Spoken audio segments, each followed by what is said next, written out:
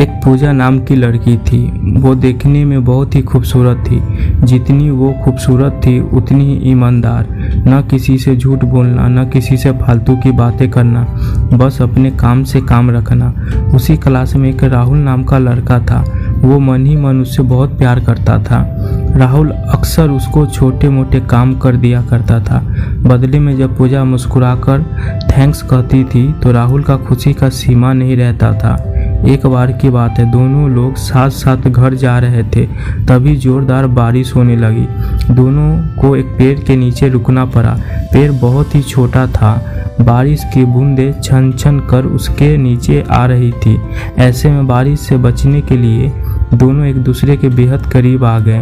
पूजा को इतने करीब पाकर राहुल अपने जज्बातों पर काबू न रख सका।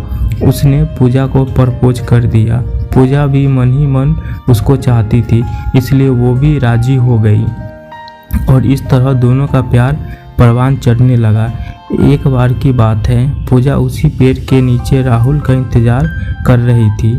राहुल बहुत देर से आया। उसे देखकर पूजा नाराजगी से बोली, तुम इतने देर से क्यों आए? मेरी तो जान ही निकल गई थी। यह सुनकर राहुल बोला, पूजा मैं तुमसे दूर कहाँ गया था, मैं तो तुम्हारे दिल में ही रहता हूँ। तुम्हें यकीन नहीं है तो अपने दिल से पूछ लो।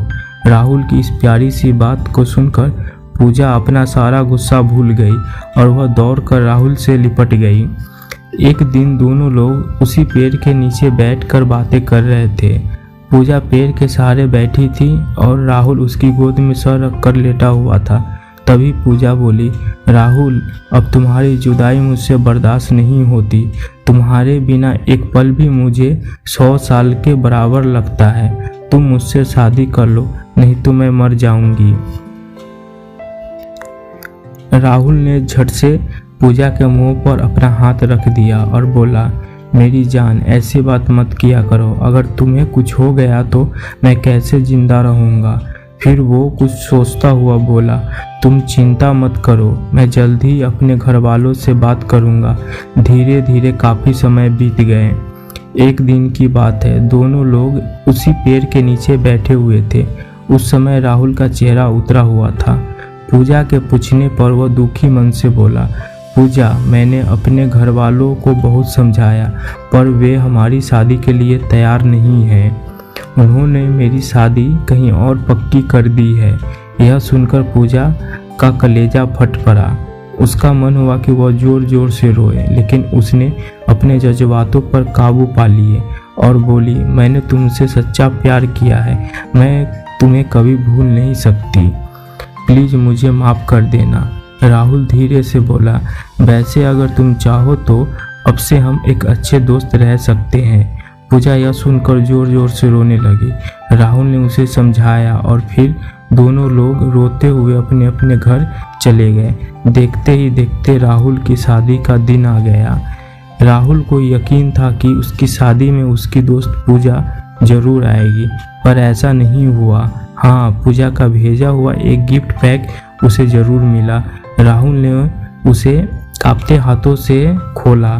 उसे देखते ही वो बेहोश हो गया।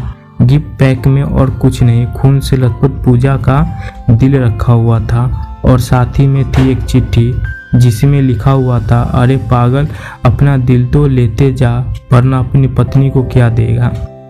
दोस्तों, हमारी ज़िंदगी का सबसे खूबसूरत एहसास प्यार ही है, जो हमको आपको हर किसी को होता है, पर क्या हम उसको अपना पाते हैं? कभी हम गलत तो कभी साथी गलत, दोनों सही तो घर वाले गलत, पर क्या प्यार गलत होता है? नहीं। तो मित्रों, प्यार करो लेकिन खिलवाड़ मत करो। दोस्तों, आपको ये कहानी कैसा लगा आप हमें कमेंट्स के द्वारा ज़रूर बताएं और कहानी पसंद आने पर लाइक और शेयर करें। ऐसे ही मोटिवेशनल कहानी के लिए हमें सब्सक्राइब करना ना भूलें। धन्यवाद।